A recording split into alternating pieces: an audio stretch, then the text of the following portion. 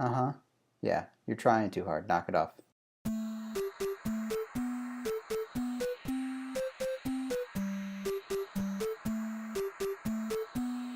Welcome back, listeners, or if you are new, welcome to the Digital Divide podcast. I am Justin Fry. And I am Joshua Charletto. This is episode 20, so let's cut to the chase. I didn't want to start talking about it until you're ready. Ready. Okay, cool. I'm just going to jump right into it because this week, two things. One, it's our 20th episode. There should be like fanfare going on right now. It's 20. It's not 100 or 50. Okay. Well, it's 20 episodes. It's a whole lot of episodes. That's more than we had before. Yeah, that's one more before. Not including other ones. But yeah, no, I'm just excited the fact that we've gotten this far and that we're still pushing through and having fun, enjoying it. We've got a rhythm in place. I think people were expecting everything to post on the same time, and they have been. So, I don't know. It's just kind of nice, and I can't believe that it's gotten this far. Not that... Yeah, I'm definitely proud of it. Yeah, that's a better word for it, proud. And I enjoy it. It's... At first, it was like all the effort going into it. I was really maybe not perplexed, but surprised that, wow, this does take a lot of work to get something quality or at least something that people can listen to. And now it's just, I don't know, second nature. So, yeah, kind of cool. So thanks for everybody that's been listening. And those that aren't listening yet, we're looking forward to have you brought onto the show, but or at least as listeners. But I'm excited for the next 20 and the 20 to follow after that. So, yeah, thanks for everybody. But that's okay because we have a great collection of news articles this week. One specifically being, and I'll link it in the show notes, but The Verge is a news, not newspaper. Wow, who reads newspapers anymore? It is a news site, a media site. Are you okay? Did you fall down? I don't know. I don't know what to... It's just a news site. Yeah, it's like a tech blog, right? Tech news tech site, news, blog, something. Thing, insert name of something. Yeah. Yeah. And so they're fairly young in the sense that they've only been around for a couple years, but one of their... I don't know if you would call him an editor or if he was just a journalist, posted a video on how to build a PC or a computer. And it was atrocious. It was riddled with errors to the point where the company or the site actually removed the video from YouTube because of the errors, but I think it was partially because of the errors and all the backlash that it got. And if you type in right now in Google or YouTube, if you type in The Verge, how to build a PC, there's going to be several dozen videos, articles, basically just ripping this thing apart and being, what the heck is The Verge doing? And unfortunately for The Verge, this isn't like the first time they've done this. They've done a lot of, not controversial, but kind of silly postings on some basically information that was never really solidified or was never really confirmed on certain releases of new products. So I think The Verge has really just been digging themselves into a hole, and I've never really liked them. And occasionally I'll post articles on here, but you guys should go really watch that video if you're curious or need a good laugh, because there's a couple good, I wouldn't call them parodies, but people analyzing it and poking fun of all the mistakes. So it's a terrible society we live in, I guess. Yeah, they've done some ridiculous stuff over the years. There was a time that I used to read The Verge and enjoy them. Yeah. And that was when they had first appeared after Gizmodo had been very Gizmodo about everything. Yeah. Another I can't stand site, Gizmodo. by the way. Yeah, another tech news blog site, website, something. Yeah, it was. It's unbearable sometimes. So I would strongly suggest taking a very careful look at any of these articles that come out of The Verge, just because of the fact that I have a hard time reading them, and half the time they're just it's a struggle. I don't know how to I can't explain it other than you need to watch this and then you need to read some of their articles. Sometimes they do some really great stuff. Like there's an article that's ongoing and updated that has, and then this is from a podcast that pointed this out, but there's literally a page that goes over all the phones that continue to have headphone jacks, and it's constantly updated, and it's basically supposed to be it's because of the whole Apple removing the headphone jack, and so it's giving people who can't live without that options, and where you can find the best phones for that. So it's interesting. Oh, goodness. Yeah, I know. So that's a perfect example.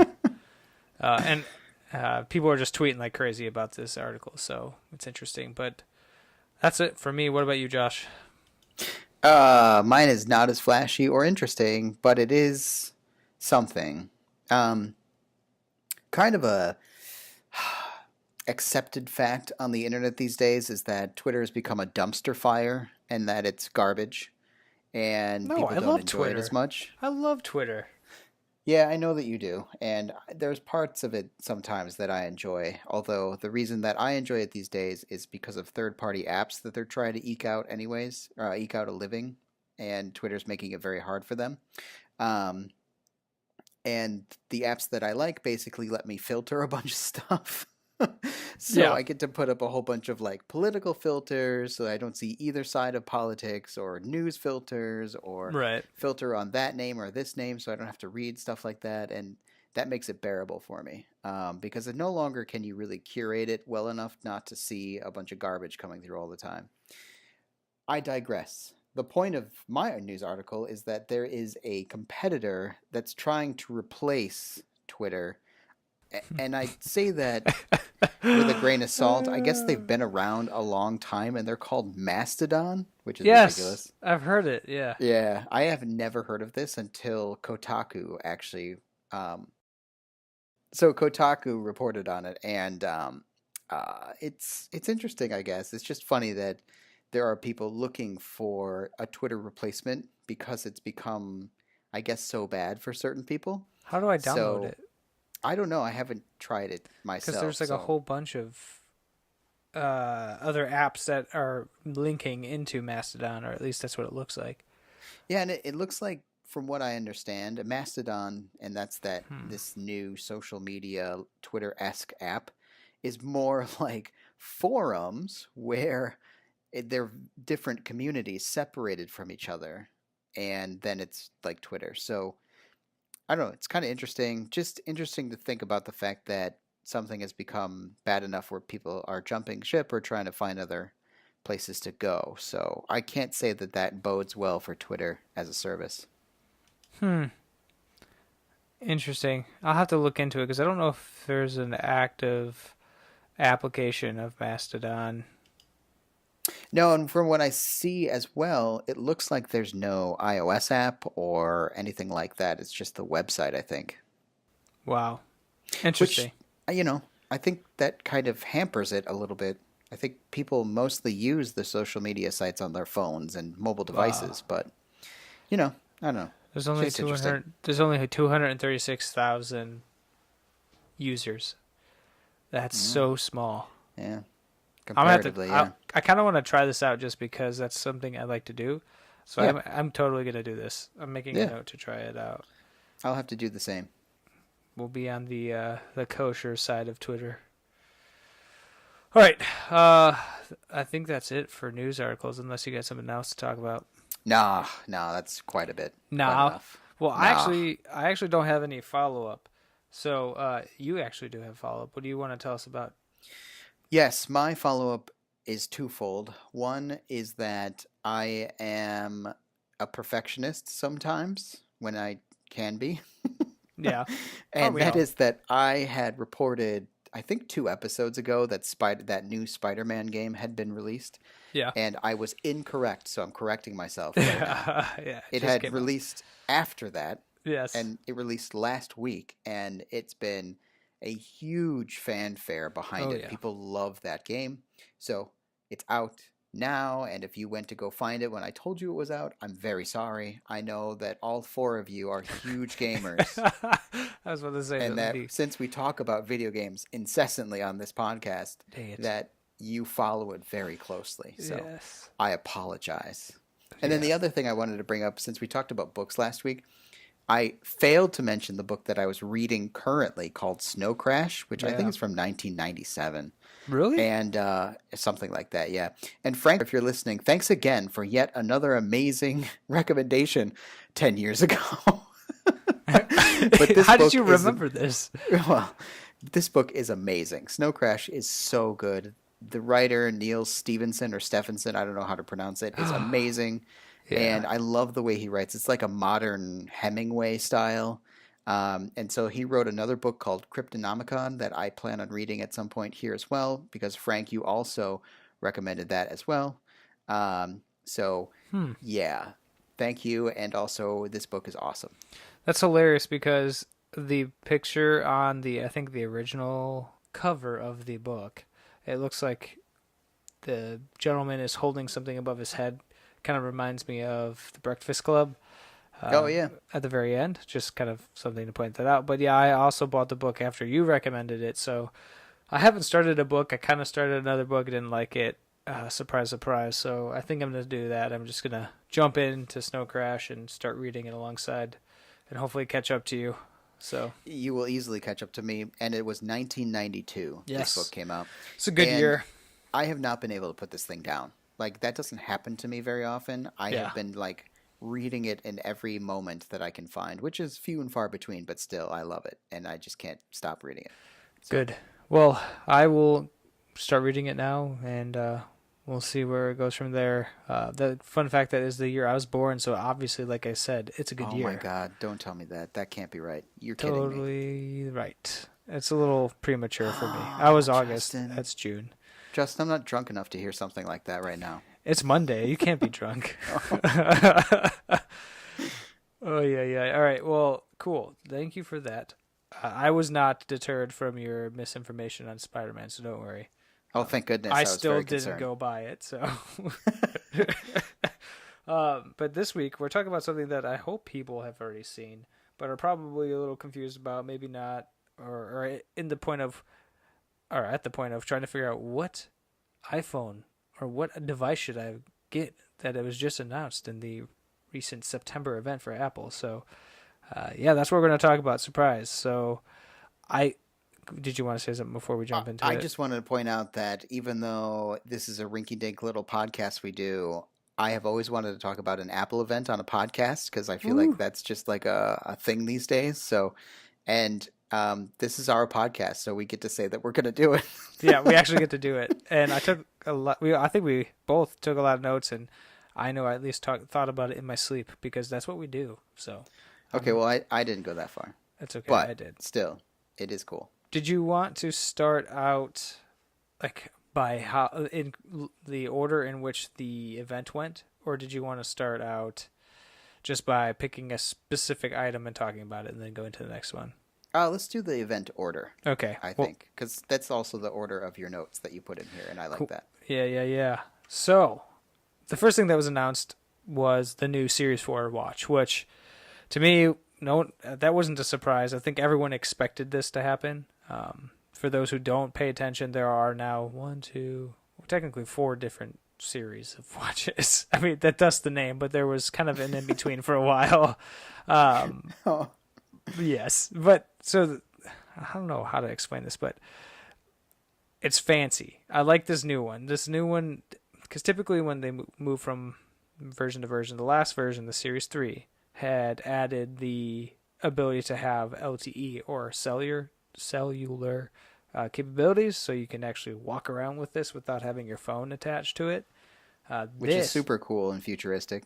Yes, including GPS. GPS is standard unless you can get GPS without the LTE in the last series. But then I guess a lot of people went towards paying for the $10 extra their plan so that they can have LTE, which I think is great. So one thing less to carry.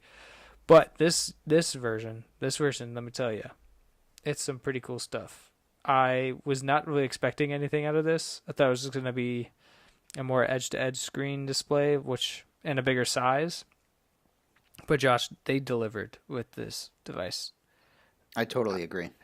I was really surprised. So one of the features that I'm really already looking at is the the new and enhanced health monitoring, but specifically heart monitoring. So they started off with some pretty cool stuff. Do you want to tell us about that?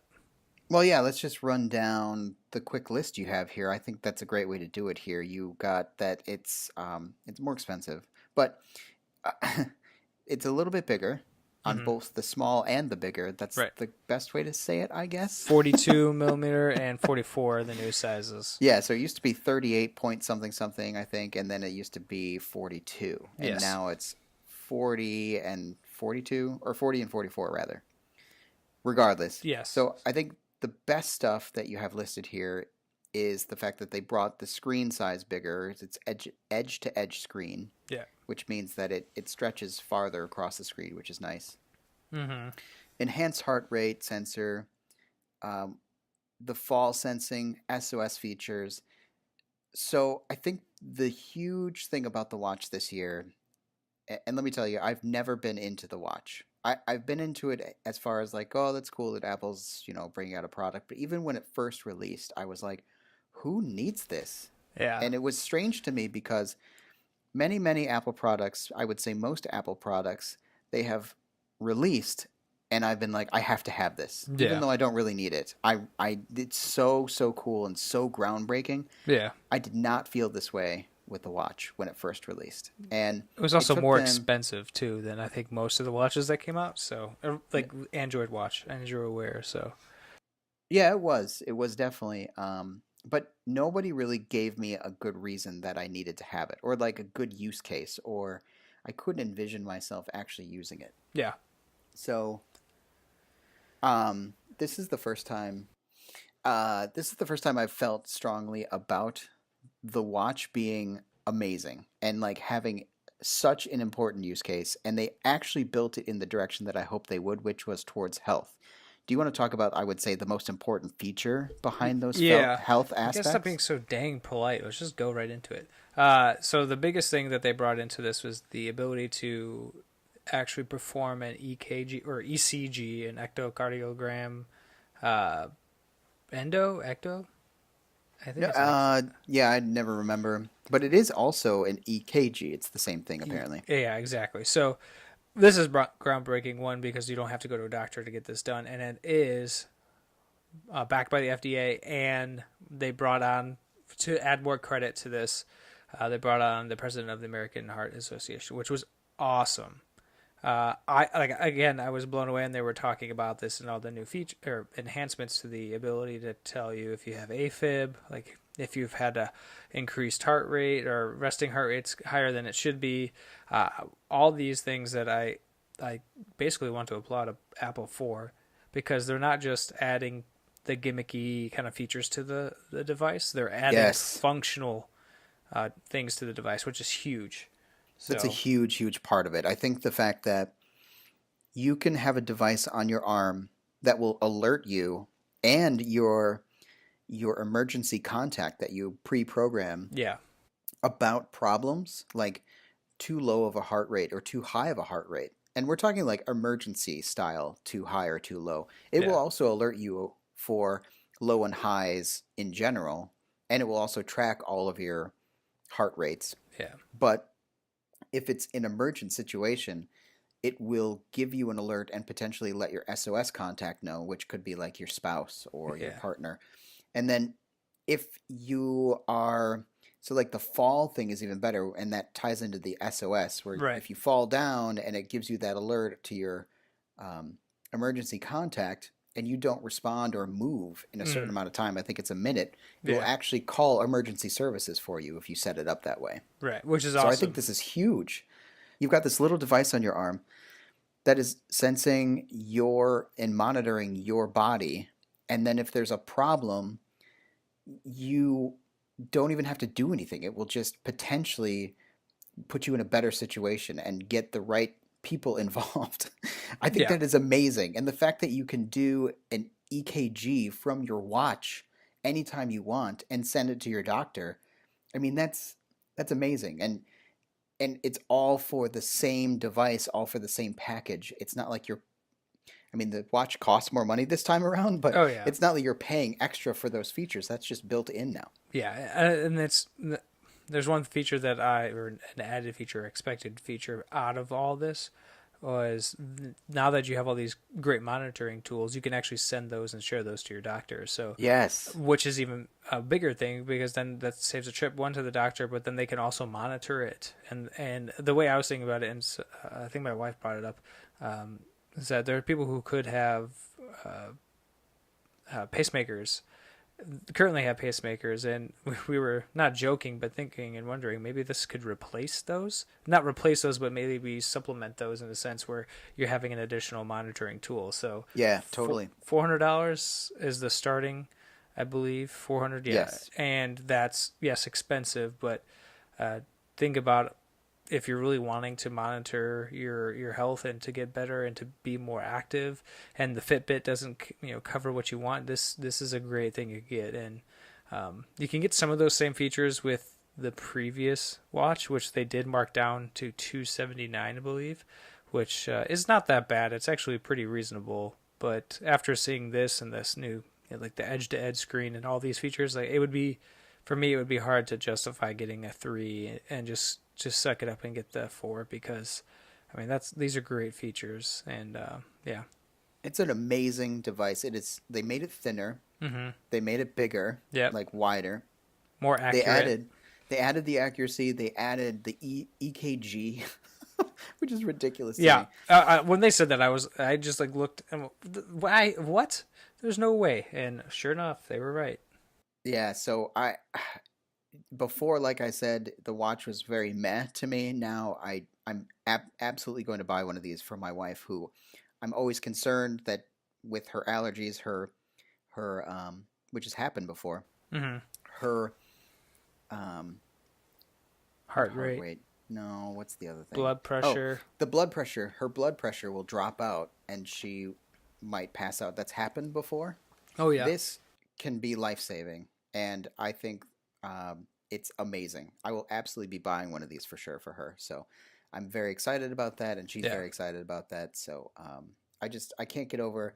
This is exactly the direction they need to be going with it, and this right here is the type of thing why I get excited and love when Apple does things like this. Yeah. And this is where I think Apple shines, and that is you're building a product that's more than just a product.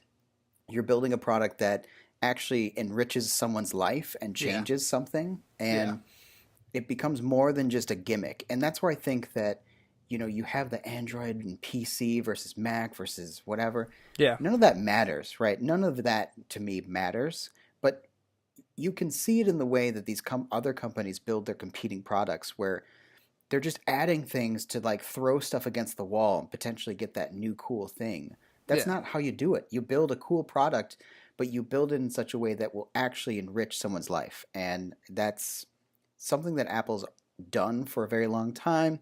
And I think it's been a while since we've seen something like that from them. I was just about to say that. I think this definitely not only stole the show, which was also introduced first. Yes. And I honestly think outshined the new iPhone, like with hands down. But as excited as I am for the new iPhone, I totally agree with you. Yeah, and it's just amazing that this particular product, I think, will be something that is, like, if we were talking about a decade of Apple from 2010 to 2020. Granted, we don't know it'll come out in the next 2 years, but this specific upgrade or series, I think, will be one of those milestones, because that's a huge deal, and makes me, from someone who was really opposed to that square face watch, really, really, really, really consider buying one of these. But other than that, that was really it that was announced. There were some updates to the new watchOS, which was actually released today on the day we're recording, the 17th. So there's that. So there's some new updates. I didn't really list any of them, to be quite honest. I think it was really overshadowed by the rest of the Series 4 announcement. But yeah, that was pretty nice. But the main part of this event, I think, was supposed to be about the iPhone, and it was. And so if you've been living under a rock for whatever reason, or just don't care, Apple released and debuted 3 new iPhones, and they're cleverly called the iPhone XS, iPhone XS Max, and the iPhone XR. a little confused by that and Yeah, these names are annoyed. both terrible and marginal. Yes. I think people are having more fun with the calling it at XS, like Yeah, XS, and then the Tenor is honestly my favorite, and that was a coworker was saying that to me. yeah, the Uh, tenor. the Tenor, and I think that's great. The 10R XR, I think that's hilarious. But I know for me, I wasn't really paying attention to this because, or I was, but I wasn't. I'm not getting a new phone. I already have the 10, and it's fantastic. Well, I'm not complaining. My wife, on the other hand, is due for one, and you were too, Josh, or at least you're thinking about that. So, I don't know. Did you want to talk about the iPhone first?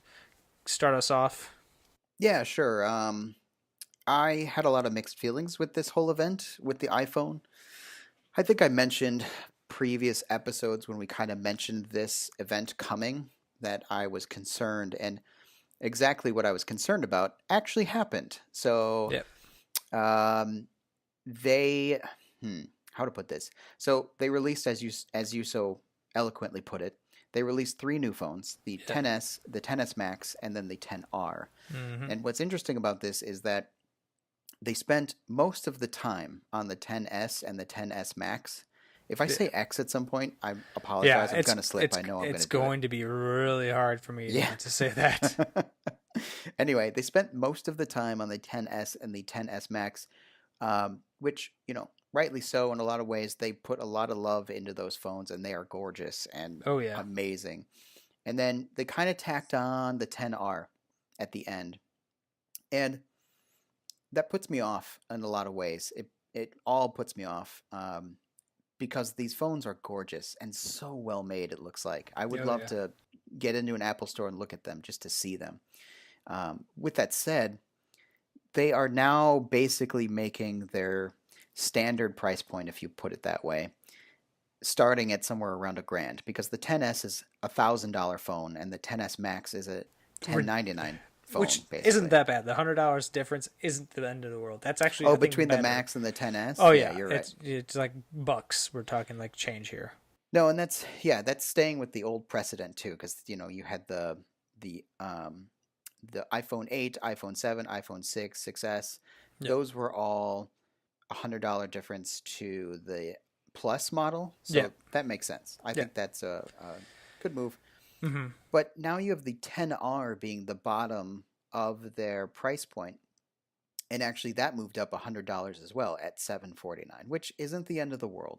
No. But what puts me off is that now you're talking about your base price being $749, Yeah. $100 more, It's and you're scary. also talking about the base phone no longer being the flagship phone. Yep. And this put me off because I consider myself to be an Apple person, if you will. I would have And never while guessed. yeah, and while I have never bought the best of the best from Apple in terms of models, Mm. I've always enjoyed being on the current model of the flagship iPhone. I've always taken pride in that, and like I love my phones to death. It's the thing I use the most.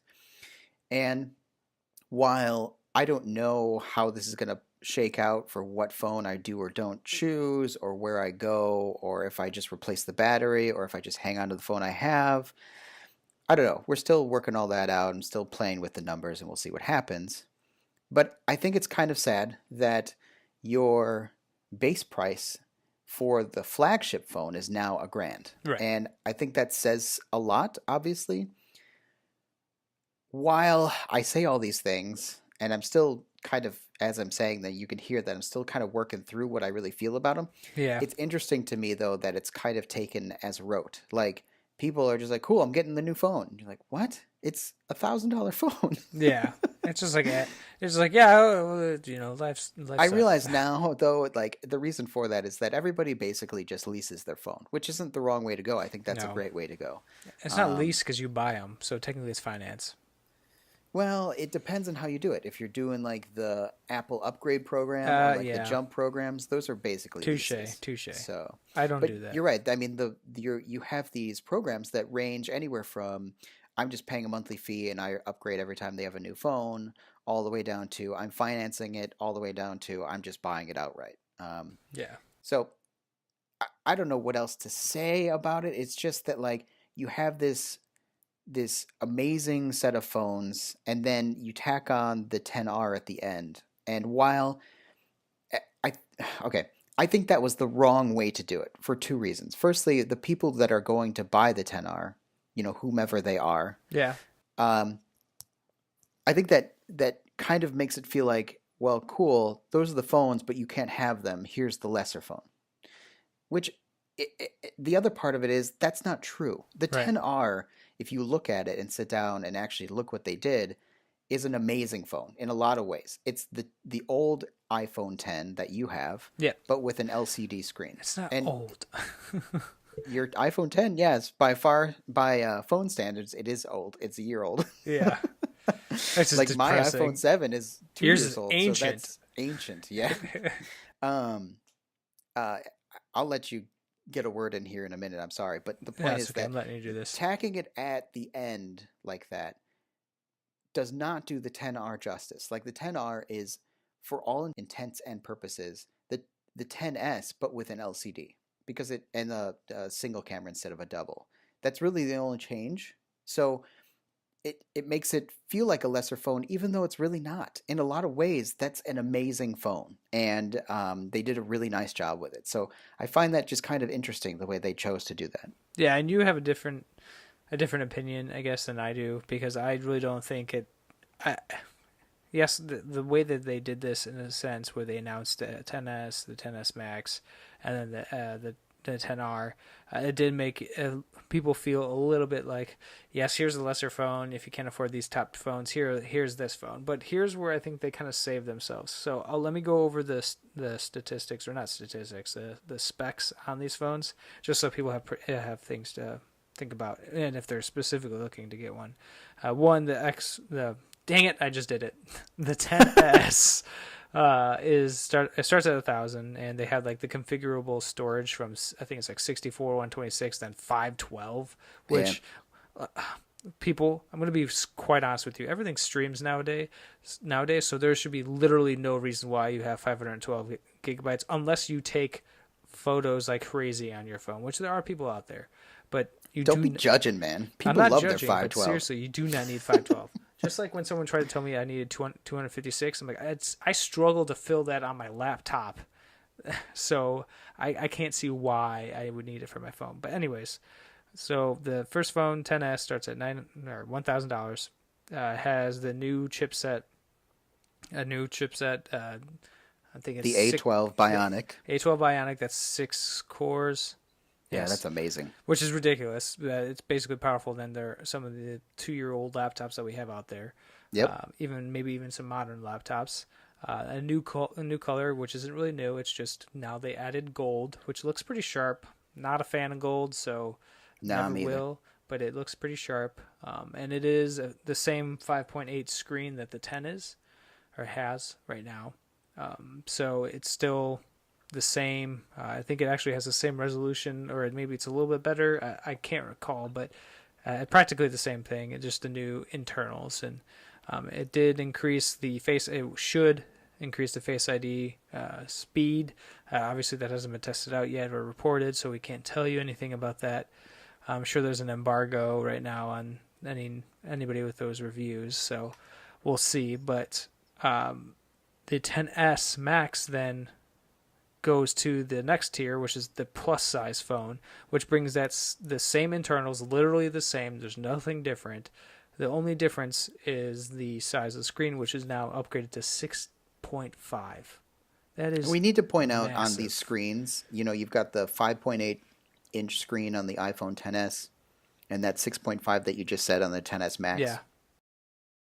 Both of those screens are huge, but still, even the Max is pretty much comparable to the plus size of the old phone, which had a smaller screen. Mm-hmm. So it's crazy that they're increasing the screen size, but not increasing the size of the phone itself. And in the case of the 10s, just like your 10, the screen size is actually bigger than the plus on the old phones. Right. But the phone itself is smaller. So that's incredible. Yeah, it's really nice, and it'll really make the phone feel not feel as big, but the screen will feel larger because of the fact that it's edge to edge. So that's a big deal. So full disclosure, my wife pre-ordered the 10s Max, so Good for her. That's awesome. Yeah, which we were both surprised when the pricing came out that we could actually do it. So she'll be getting it this Friday. She pre-ordered it on the day they went out, and I was really surprised they were actually going to ship it and get it to us by Friday. So she'll be getting that. But the 10R is where we have there is a slight difference, but really it's not that different. So the 10R starts at $749 at the lowest level. It comes in six colors, sorry, which we didn't mention, and Josh hates. I love these colors. Like I wish my 10 had some of these colors. So if you were a previous owner of a 5C, it's very similar. So that was 4+ years ago, and it was like the plasticky colors. The phone itself was supposed to be the economical version of the iPhone 5.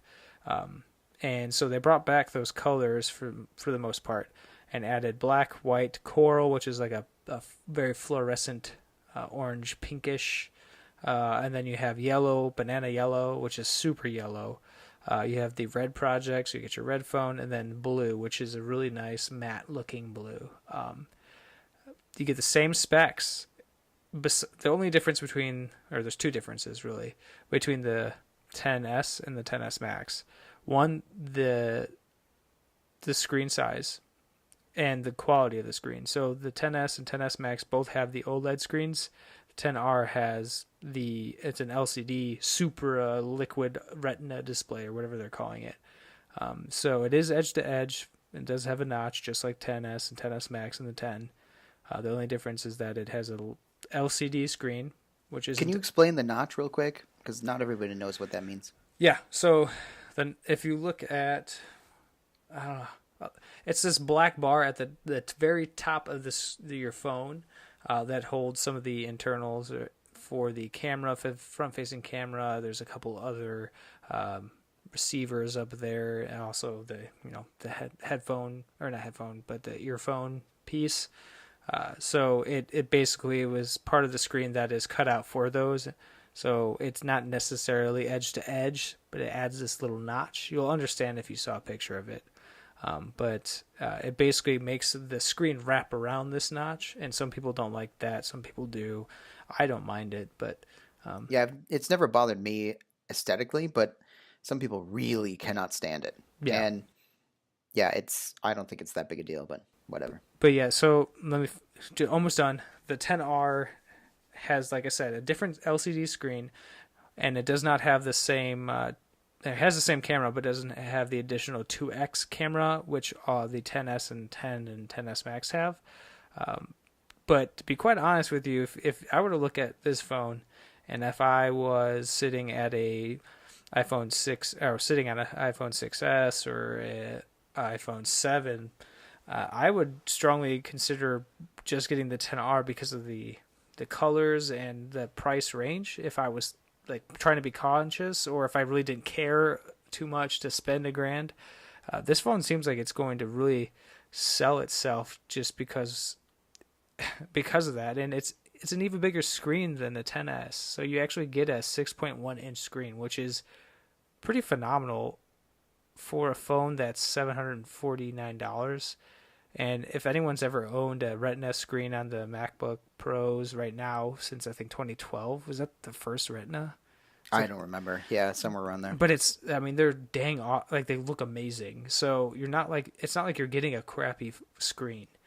You're getting an amazing LCD screen, but it's just not the same as before. And it's a bigger battery, which makes the case bigger. But it's just kind of surprising that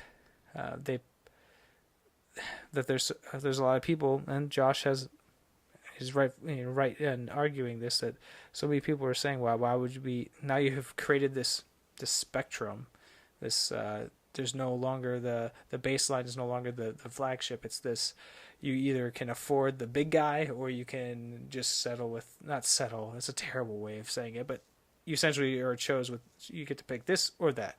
And it's always going to be, if you can't afford it or trying to be economical, the lower end is always going to be your best option. So Yeah, but see, you're proving my point, and that is that the new 10R is not a bad phone. It's a very It's good phone. just It's as an amazing powerful. phone. It's just as powerful, but you are compromising on two things, which is fine. It's a great phone though, but I Yeah. think that they marketed it incorrectly. Hmm. And I think that adding the colors to just that phone as well makes people compare it to the 5C. Yeah. I know I certainly did. Yeah. And um, you've got this amazing phone, just like you pointed out. Really, the only difference is that screen. I mean, even the camera Hmm. is the new camera. It's just one of them instead of two. Yeah. So that's not a huge deal, in my opinion. It's No. just that you tack it onto this event as like a, oh, by the way, you can also buy this lesser phone feel. And then you put the colors on there. And it's funny to me because, I mean, the 10R is, in a lot of ways, the main phone they're going to be selling. I think that it's going to be what they sell most, Yeah. honestly, I to most 100% people. agree. And the way that they set it out after the event kind of supports that as well. Oh, yeah. It's just that I don't think that that's the way that they're marketing it.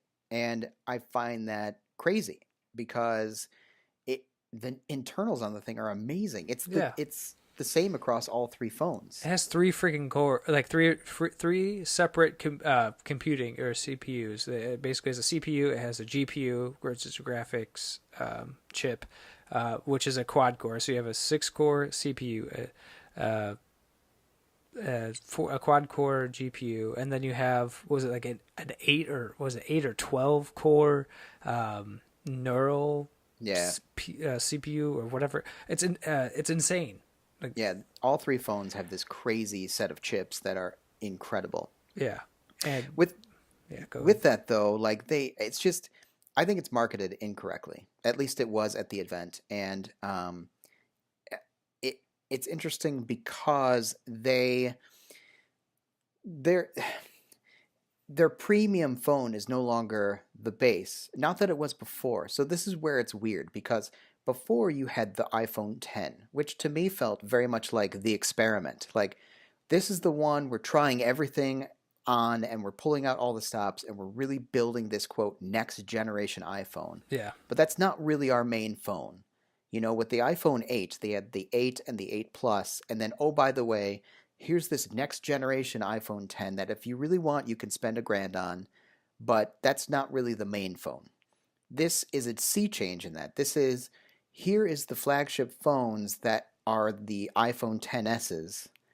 This is our vision of the future. So now this basically sets them up to do what I think they're going to do, which is now every year they're going to be iterating on this $1,000 flagship phone, and that's going to be the new phone every year. And this is like the 10R is kind of like the shoe in, like the like just in case we don't want to leave our other people behind. yeah, Here's the 10R, which that's wrong in a lot of ways for them to market it that way because the 10R is an amazing iPhone. I really think they should have marketed them all three together as one style of phone. hmm. And then I don't know, it just rang like poorly done to me, which is strange. Yeah. It was very strange, and if, like I said, if I was up for one, I'd probably end up purchasing it. But it's just disappointing that they went away. They did, showing this phone off, but that was it really for the event. There wasn't anything else other than a few updates to the HomePod, the tvOS, announcing basically that iOS 12 is out. I think, was it today, right? Yeah, released last night or something. Yeah, so there's that. tvOS is the same time. We are getting Mojave, which was the only mention of the Mac. So the Mac OS Mojave will be coming out September 24th, which is surprising to those who didn't realize that that Apple was going to try and get this out before October. But apart from that, that was the only thing that was really mentioned about the Mac. So that was the event. It was an hour and what? Was it 2 hours actually? Or was it an hour and 30 minutes? I don't remember. I think they're usually like an hour and a half to 2 hours long. It was like an hour and a half, 2 hours, I think. But I did want to mention and try and get a shout outs to the things that weren't mentioned, which I don't think anybody was really expecting this, because one, it was really meant for the mobile devices / basically the phones. But there was a lot of speculation before this that there would be a couple announcements. So, like, there might be an announcement about the new Qi charging pad, or the Qi charging pad that they had talked about last year, and there was no mention to that. And that is the charging pad that the new 10s, the 10, and then I think the iPhone 8s had the ability to do that too as well, which is the wireless charging essentially. And the old 10. And the old 10, sorry. I thought I mentioned that. But yeah, they had announced this pad beforehand last year and said they were working on it, and they never really announced it after that. There were no updates to it, which is concerning, I guess, but really it's not the only pad out there you can use. You could really choose any of the inductive charging pads to charge your iPhones. So I'm not really entirely disappointed. I really don't care. It's just a weird way they did it. Yeah. Like, they pre-announced this product that they really didn't really need to do. Yeah, it's super weird. But then, and then there was things like the AirPods, which I'm starting to want one. Oh yeah, they're so cool. But there was supposed to be, basically alongside the Qi charging pad, the ability to do the wireless charging with the AirPod case, but that didn't come out. Something that I was hoping for were two things. One, the iPad Pros. I was hoping I'd like to see, it would be really cool to see the edge-to-edge screen that the phones have implemented into the iPad Pros and giving it amazing Face ID, because that would really make that iPad shine. And it already does, and looks amazing, and is fast, and it's a fantastic device. But if you add that on top of it, my God, that would be amazing. Can you imagine that thing with edge-to-edge screen? That would be so crazy. It would look so good. In True Tone and just the colors, it'll look amazing. Oh, my goodness. I don't have enough money. Yeah, I just take all my money, please. And finally, the last thing that I was really... Well, I guess two things. One, surprise, surprise, no MacBook Pro. Mac Pro. No one mentioned that, which never happens, and it isn't supposed to be something that will be talked about probably until next year. But the iMac, there was no updates to the iMac, and for whatever reason, I had hopes that maybe something would be mentioned, like, hey, we're going to talk about this in another future event, or hey, stay tuned to this new piece of information. But no, we got nothing. So. Yeah, I think that made more sense to me. Like, I wasn't really expecting any of that. I figured these phones would take the bulk of the bulk of the discussion, and they did. So I feel like, especially with the iPad, but really the others too, they're going to want to have a separate event that highlights that. Yeah. Something smaller. Or in the case of the MacBook Pros, they just kind of bump those whenever they feel like it, because there's no huge change. And they had just done that. Yeah. I feel like they may bundle an event together of the iMacs / iMac Pro and the Mac Pro. I think that'd be a cool event. That would just to, here's the iMacs, here's the iMac Pro, and here's the Mac Pro. That would blow everybody's mind. Yeah. That would just be insane. But well, we can only hope, right? Yes, totally. So that's it for the event. So given the event and given all of our ridiculous / crazy / neat opinions, if somebody came to you and said, what iPhone should I buy? I need a new iPhone. What would you tell them to buy? I believe that our answer is going to be the same. Well, can I ask prerequisite questions? Like, what phone are you coming from? Because it would really depend on that. You can, after, I think, though, the first round. I think the first round is, what's your general recommendation from these three phones? Generally, what is the safest that you can recommend to anybody? I would just say the Tenor. Like, that hands down. I totally agree with you. Hands down, the Tenor, nobody could go wrong with it, in my opinion, and also it's the safest. I think that you can tell almost anybody to get the Tenor, and that would be a great phone, and they're going to love it. Yeah, I think the general public is just going to really love that phone. People who don't know anything about OLED screens or care about it, Yes, which is pretty much everybody. Because and the only people that do care about it are people like us that pay attention to these things. But nobody else is going to care. You get a great price. You get the same internals as the other phones. And you get more battery life. Yeah, more battery life. Technically like a millimeter or two thicker. So they added more battery, which is awesome for people. Let's be honest, that's tiny comparatively. Like, you're not going to be like, oh my god, this is such bigger than the other phones. You won't notice it. So I would definitely hands down. And the bigger screen. It's a bigger screen. Yeah. Than the 10s. You're basically getting a plus size phone. Like if you were always hoping to get a plus phone, you're basically getting a plus phone, but it's even better because the screen's edge to edge. So exactly. And you still get Face ID. It's got everything. It's got everything that you want. Yeah. It's and you can the general purpose phone 100%.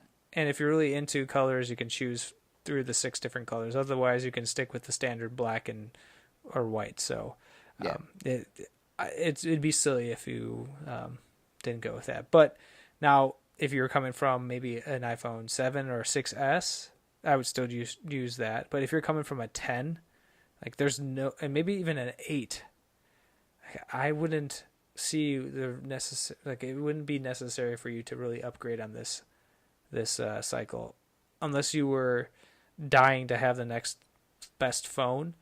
Then I would just say spend the extra money and get the 10s Max. Like it's not that much more expensive than the 10s, but I just don't see any reason for you to upgrade if you already have a 10 and if you have an 8. So for those of you who are trying to upgrade to the next phone and you have a 10, like save your money, just don't do it.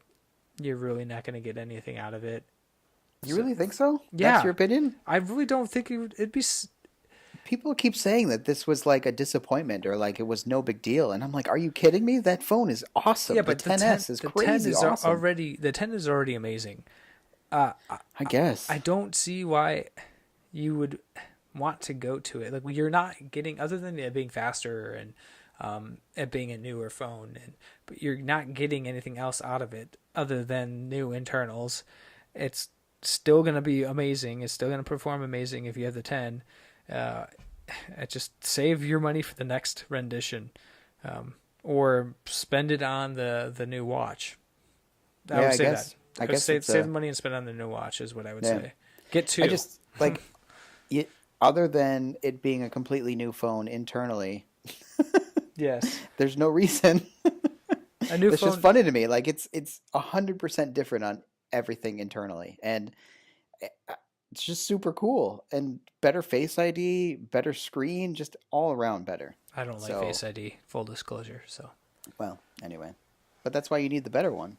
You need the better one. Yeah, we'll see. We'll have to see when my wife gets it because I will really be testing it out, to be honest, to see how that is, the difference between Face ID. And they never mentioned if I could have 2 faces. Like the 2 faces to be recognized from that. No, they have not mentioned that. That will be interesting to see. So I'm hoping to see that might come out somehow. But anyways, do you have anything else you want to talk about? I think that's it. I think we covered everything there. We'll link everything in the show notes so you can guys take a look. At the time we are probably going to release this, it will be a week after everybody has already ordered their phones. But some quick recommendations. I'd say check Best Buy and check all your providers and see if you have any trade-in capability. Well, that's the one thing I wanted to point out, actually, now that you bring it up. Thank you for reminding me, is that the 10R for me is the general purpose. Everybody can't go wrong with that phone. Yeah. However, I don't think that's the one that people like companies, I should say, I don't think that's the phone that they're going to be giving deals on, and that's already proven to be true in this last week. The deals are coming out on the 10S and potentially the 10S Max, where you have things like Verizon and AT&T who you buy one phone and they'll give you $700 off of the other phone, which is amazing. Yeah. So you can get 2 phones and it's the same price as buying 2 10Rs. So why would you do that? Yeah, you know what I mean? You get the 10S and you get a brand new phone. So I don't know. It's all relative, of course, just like you said. Like, what are you coming from? Where are you going to? Yeah. The 10R is the general recommendation, but as you just pointed out, and I think that's a great point, and I want to highlight it.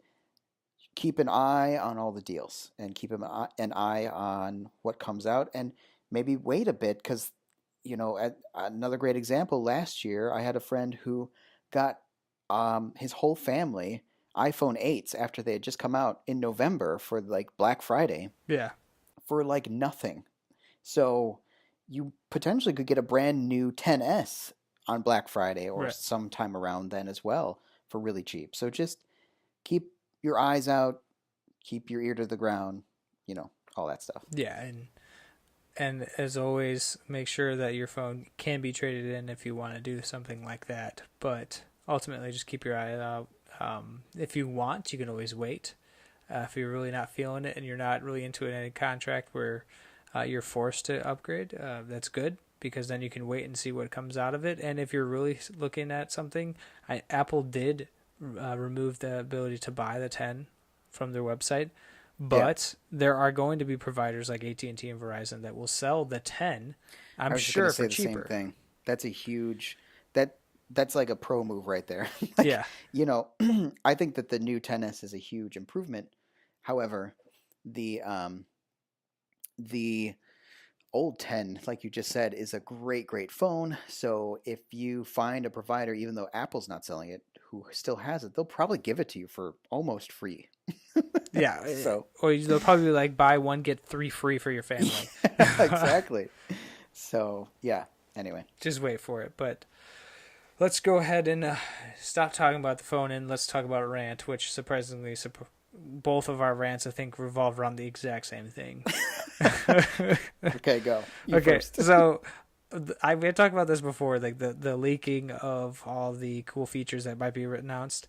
Like right before the event, I just strongly recommend never looking at any news article or news source because every single time, without fail, I'll accidentally try and search for how the best way of streaming at the Apple event, and every single time, the first new article that pops up will be just released or just leaked new information about the 6 colors that the iPhone 10 or the new naming convention of the 10 phones, blah, blah, blah.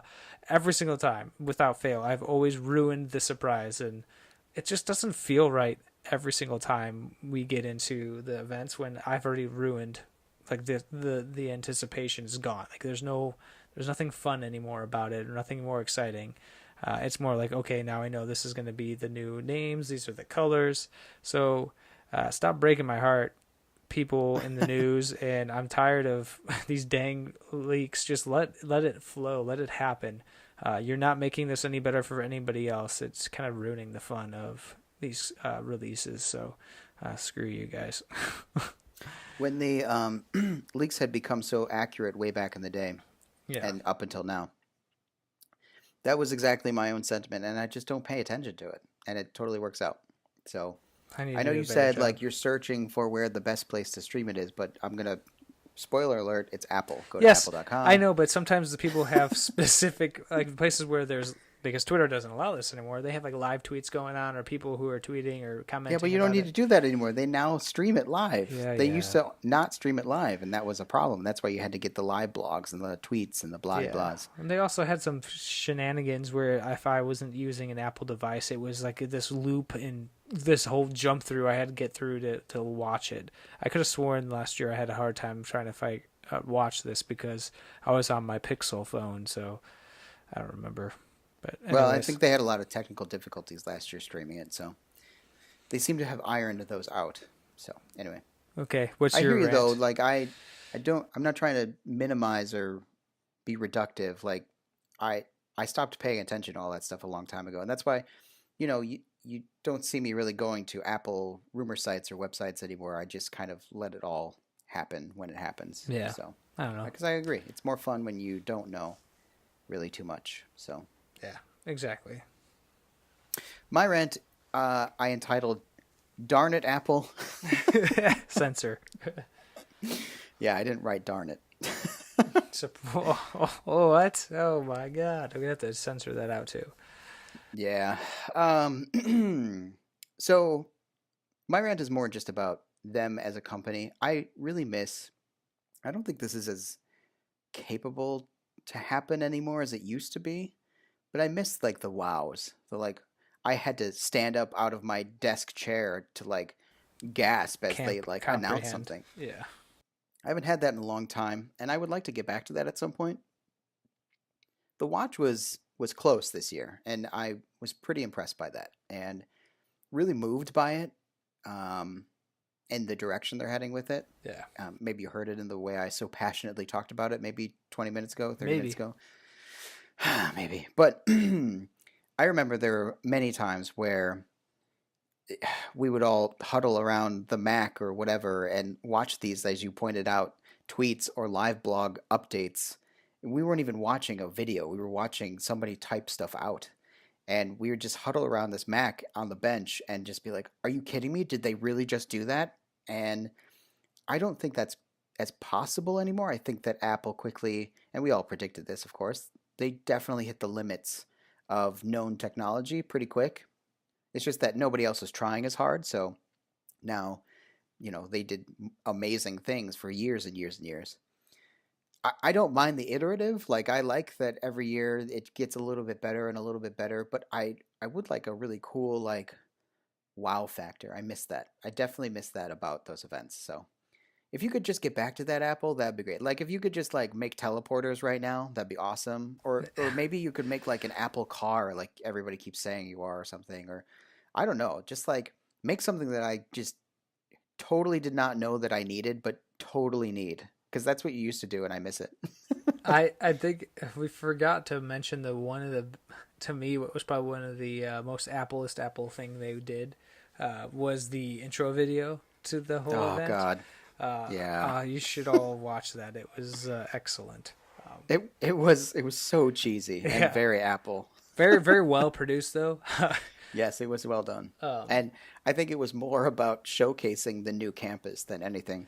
Yeah, it was a little bit of both, I think, the campus and the watch, inadvertently. So, because she did use the watch a lot, but I think that's it for us.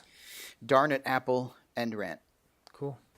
Thank you all for listening to our 20th episode. You can follow the show on Twitter at Digital Divide PC, or send us some feedback by sending an email to askdigitaldivide@gmail.com.